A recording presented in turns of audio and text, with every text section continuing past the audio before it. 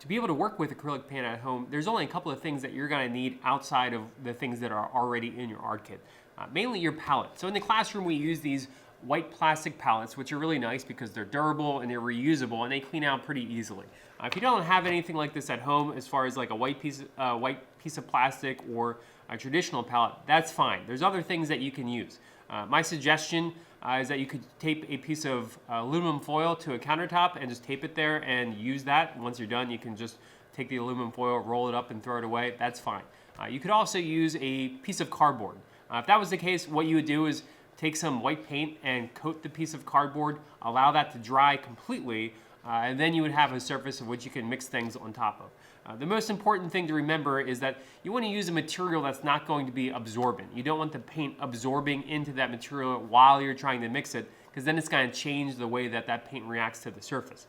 In acrylic paint, you really want to sit on top of the surface of things. That's why if you're going to use cardboard, since it's absorbent, you would sort of coat it first and then allow that to dry, and then your next layer of the colors you're mixing are then going to be on top of it on that white layer of acrylic paint. So here's the stuff that you're going to need to be able to work with acrylic for this project. Is that you're going to need your palette, you're going to need your 5 acrylic paint cups, you're going to need your 3 primaries and your black and white. You're also going to need a palette knife. You use this to mix colors. I usually have just a cup of water. What that does is that it's easier to wash out brushes and clean things, and then it won't mess up your bamboo paper towel as much. A bamboo paper towel, I usually just quickly rinse it with water. That way it cleans up a little easier as well. Then you're going to need your surface that you're going to be working with. So in the classroom, you should have already prepared a surface with gesso on a piece of paper. I'm using an acrylic board here, which is like a canvas board that's stretched over a piece of cardboard.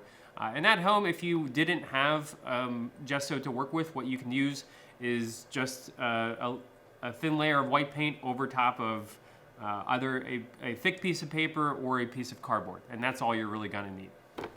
So I'm gonna take this piece of artwork here and I'm gonna match 2 colors from it. This is from the artist Salvador Dali, and he's a Spanish artist in the sort of early half of the 19th century. Again, this is from Salvador Dali. So we've discussed acrylic paint already, and it should be a review as far as the differences between acrylic paint and watercolor. However, it's really important that you know the differences because if you don't take care of acrylic paint, you are going to ruin your brushes, you're going to ruin your palette knife and the palette you're working with, and the cups of paint that you have that you're working with. So first of all paint is made up of 2 things, binder and pigment. So pigment is the thing that sort of gives it color. So this is yellow pigment and this is blue pigment, and so that describes the hue.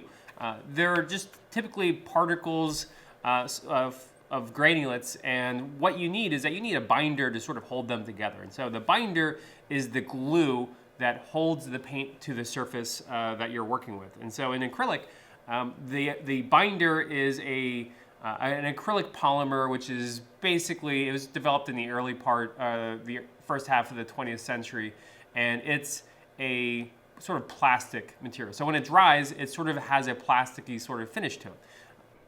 So to start with, I usually like to take a little bit of my paint and put it out all over the palette so I can sort of mix all of those colors freely. Make sure that anytime you take paint out of these, that I typically start with the lightest color, white first, and use yellow, and then sort of red, blue, then black. And I don't take out a lot. If you're working with an image, I will take usually the most out of white, put it out on a surface, and then make sure that I sort of scrape as much back into the paint container as I can. And then I'm going to thoroughly clean this palette knife with my bamboo paper towel when I go back and forth between each color of taking these out. That way I ensure that I don't contaminate the colors. I don't want to get any blue paint into my yellow, etc., because then that's going to be permanently mixed.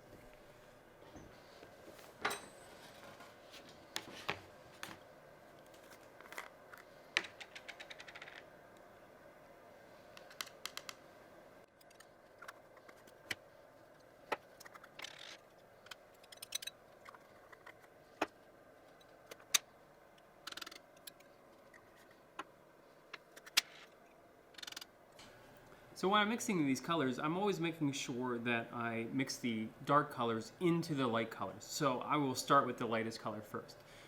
To be able to mix this sort of orange, very pale orange color, what I'm going to do is I'm going to start with making an orange first. So to make that, if I look at the color wheel, I want to mix the two primaries, yellow and red. And then when those mix together, they make this orange color. Once this orange color is created, I'm going to put white off separately. I'm then going to mix that orange color into that white paint.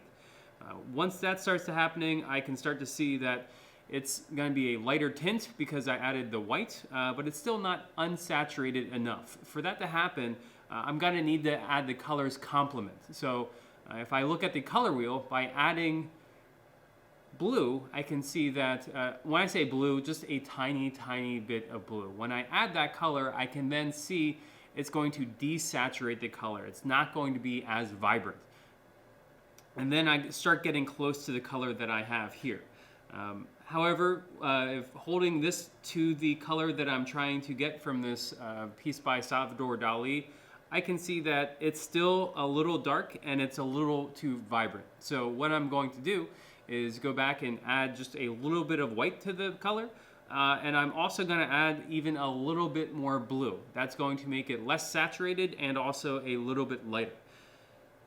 Now you can see here, this is a much better match. The color is going to also dry a little darker than what I started with, but this is going to give me a good sense of where my color needs to be. So you can see I spent a good bit of time working with just one color and trying to make that color accurate. Too many painters, what they don't do is that they don't spend enough time mixing, developing colors, and what happens is that their colors look like they are right from their tubes. They're very saturated and they don't have a sense of depth to them.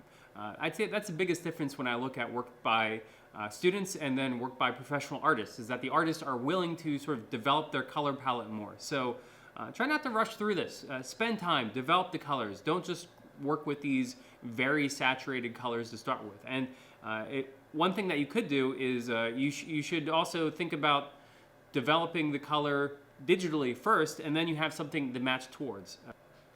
So now that I'm done painting, I need to look to see what of this paint I can preserve and use again, and what I need to clean up. I also need to, first, before I clean any of this stuff up, I need to take care of my brushes. So make sure you just wash your brush in the sink with plenty of soap and water, and just let it air dry, and that should be fine.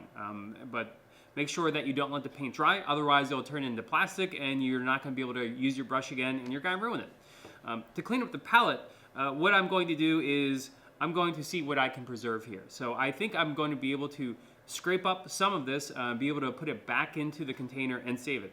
The white paint here, for example, is slightly contaminated on one side, but I think I might be able to get the palette knife in there, scoop out the left side, and be able to put that in the container and preserve it. The rest of this stuff I can scoop onto like a piece of newsprint or newspaper or whatever you have at home, and then throw that away without having any problems.